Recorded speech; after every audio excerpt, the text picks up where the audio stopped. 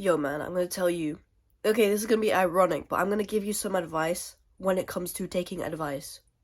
Don't take advice from someone you don't admire or like.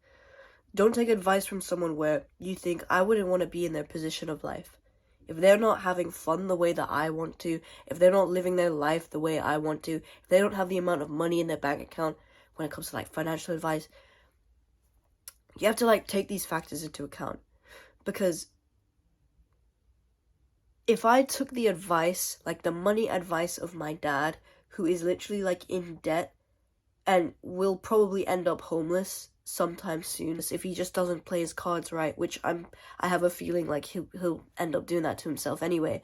But it's if I were to take his advice, I'd be one step closer to being in his position. Which I don't want to be in his position, bro. I don't want to be in his position. It's like taking fitness advice from someone who is fat. And no offense, okay? That might sound really mean, that might seem really, just horrible thing to say. But it's kind of common sense, right? You'd probably take the advice of someone who's fucking jacked, okay? Which makes more sense. The guy's physically fit. But then again, it gets a bit harder because the guy may or may not be using steroids. He may or may not actually be taking those steroids, which are actually destroying his health. He's messed up his balls, so now he can't have kids. And you don't want to be in his position, bro. So I feel fitness advice in general is really fitness advice is really messed up on the internet.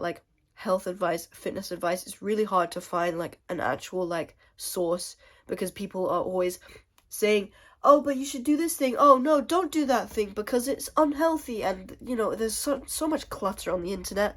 It's hard to find advice these days. So my advice for you, ironically, is find people on the internet, if you can, that you actually admire, people that you actually look up to, or at the very least, that you like their personality, you like the way that they act, you like the way that they carry themselves, the way they talk, whatever it is, okay?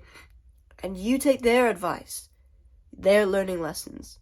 I've been doing this, in my own way, where, it used to be that I only watched one certain YouTuber, one certain self-improvement YouTuber. But I've found that I've actually kind of grown away from him, and I've decided to venture out and actually take the advice of people who are one step above me, because I want to be in their position. I don't want to be taking advice from the guy who's way up here. But then again, there's also the fact that I'm following a guy who's way up here in terms of self-improvement and everything. He's literally a doctor, not a doctor, but a biologist or some kind of scientist. He studied that shit. And he has really great information when it comes to health and detoxing and all of this stuff. But at the same time, that is advanced self-improvement, where it would be a lot easier for me to act on that information once I've gotten to the step one above me, the guy that I'm already listening to, who is one step above me, which is, he's the same as me, he's got the same beliefs as me, almost, but he's made a lot of money. He is charismatic. He is someone I admire. And so, with that in mind, it's I'm taking his advice and only his advice, and I don't care. Because, for me at least, I want to level up one step at the moment. And the thing is, he will always be one step above me. And it just so happens that he's actually a few steps above me in a few different places, but it may be that I'm a few steps above him in other places as well. Who knows, right? But objectively, look at who you're looking at. If you're taking advice, taking career advice from your teacher who hates their job and is overweight and smokes and drinks and actually hates their life, you want to take career advice from that person? Because I never did. I looked around at me, when it came to graduating and, my entire school, it felt like the whole world was pressuring me to go to university. They just said, you just need a degree. You need to get a degree. You need to study something. You need to go down that route. But I had no idea what I wanted to do. I wasn't interested in uni in the first place.